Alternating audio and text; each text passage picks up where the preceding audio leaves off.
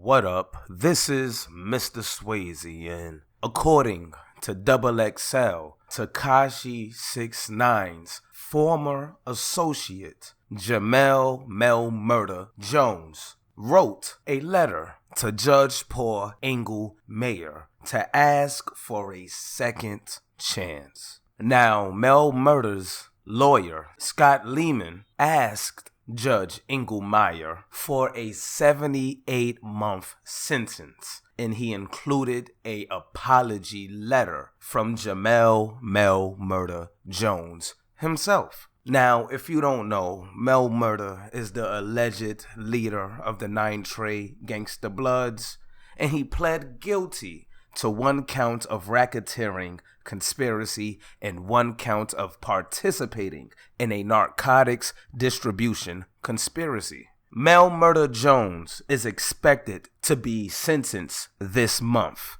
October 17th, and he's facing up to 20 years for the racketeering charge and up to 40 when it comes to the distribution charge. Now, even though he was not included within the recent 8-day case that was involving the 9 Trey Gangs member Aljamaiyah Nuke Mack and Anthony Harv Ellison, at the end of the day, his name was still brought up several times, and there was phone calls that were released to the public, we all heard it, of Mel Murda discussing Shotty and Tekashi 6ix9ine with Jim Jones, and I believe this is the guy who coined the infamous phrase, super duper violate. Now, within this letter, Mel Murda told the judge, Engelmayer, that he wants a chance to be with his family, especially his 19-year-old daughter and his 5-year-old son. And the full letter reads, I hope this letter reaches you and you are in good health and spirits. As for me, I am just sitting at MDC thinking about a lot of poor choices I've made in life. When I think back, a lot of my issues started when I was a young kid, just trying to belong. Coming up as a kid, I did not really have a positive role model in my life. I found myself as a very angry teenager because of things I experienced and the things I saw at home behind closed doors. I took to the streets heavy at the age of 14. A lot of my friends suffered the same way I did, or worse, so we became each other's comfort blankets. The older guys in my neighborhood that embraced us were thugs off the corner, and they were involved in illegal activities like drugs and violence. But at least they seemed to care about our well-being, or so we thought at the time. In reality, I can see now that they were really just molding us to become young criminals because they knew we really had nobody and we were gullible young kids looking to fit in and to find father figures. Mel Murda getting deep. We looked to these guys for the love we were missing. That is when the United Blood Nation came into my life at 15 years of age. Between my anger and loyalty to the game, I made a lot of bad decisions, trying not to let the gang down. Gang, gang.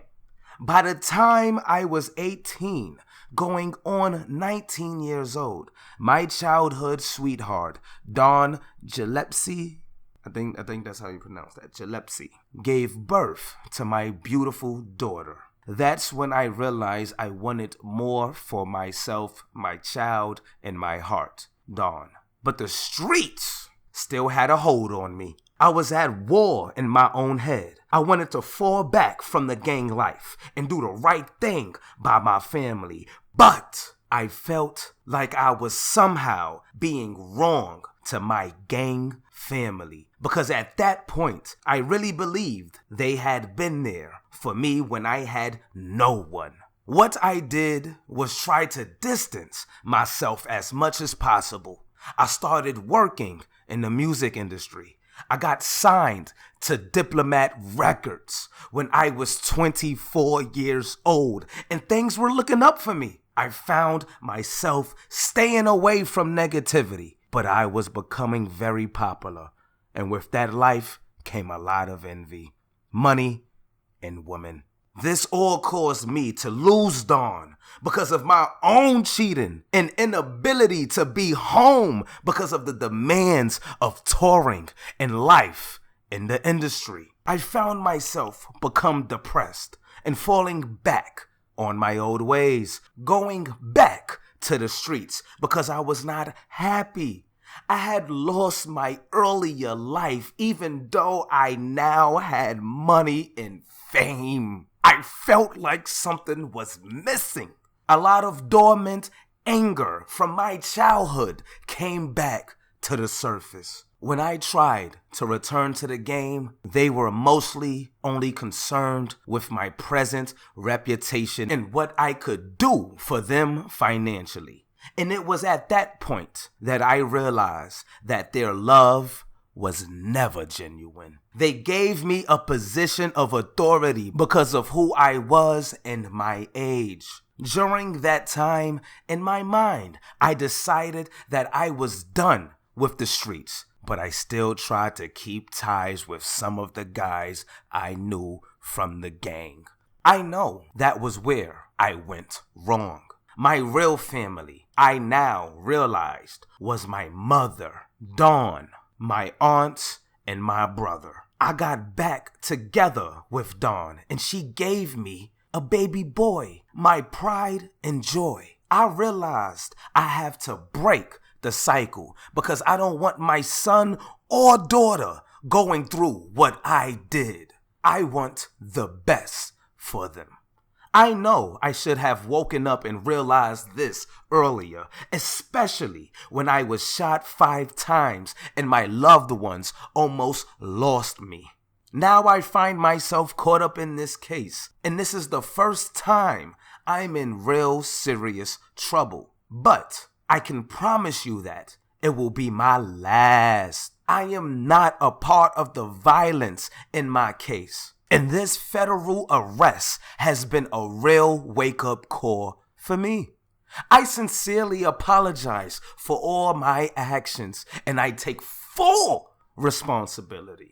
I ask for leniency and a second chance to return to my children as soon as possible.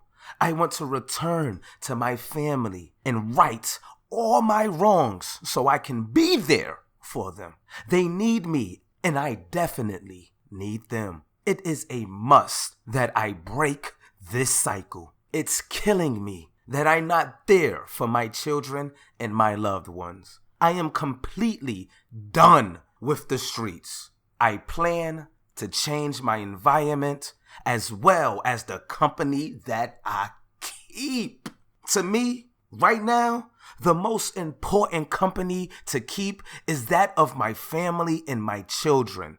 Please allow me to return to them as soon as possible. I don't need a whole lot of time to fix myself. I need counseling and for you to believe in me and see that I am not the monster they paint me to be. Please understand that I am human and I ask you for a second chance. Respectfully, Jamel Jones. That was a lot. Well, there you have it, people. Jamel Mel Murda Jones wrote a letter to Judge Paul Engelmayer asking him for a second chance. Now, personally, if you ask me, when it comes to these gangbangers and gangsters facing time with the judicial system, they say everything and anything possible to get themselves out of that situation. And sometimes that comes with gangsters, gang members, possibly denouncing their past life, denouncing the gang that they belong to in order to get a lighter sentence or get out of the predicament that they're in. Who remembers when Meek Mill said to the judge with tears in his eyes, "I'm not a gangster, Your Honor. Your Honor, I'm not a gangster." Now, I'm not saying that to play him. or make him seem like he's something else than what he claims to be. I'm just saying, the same way that Mel Murda wrote a letter to the judge denouncing 9 Trey, denouncing the whole gang lifestyle, and says if anything he wants to help clean the community, he could possibly be saying whatever he needs to say to get himself out of this situation. Now I'm gonna need all the real active street guys to pull up in the comments section. Is this against the G code? I mean, if we go back to the letter, it seems like he blamed all of his prior negative activity within his life on the gang. And he even said that when he got the press, he fell back on his old ways. And when he tried to return to his street activities, he said they only wanted to use him for his financial gain. And that's when he realized that there was never genuine love from his 9 Trey blood members. This is what he said himself within his letter. So I guess I'm asking you guys, the same way that Tekashi 6ix9ine felt about Treyway, how they're not genuine, how there's not really no love and they're just using him for financial gain. Should he really be at fault if we have one of the alleged leaders of the 9 Trey Bloods saying damn near the same thing Tekashi 6ix9ine is saying to the judge? Pull up in the comment section and let me know. But if you liked the video, don't forget to share, subscribe to the channel if you're not already, and make sure you hit that notification button. But I'm off this. Fuck the rotation. We just finished facing. We're half on the O, and niggas still blazing. Man, fuck the rotation. We just finished facing.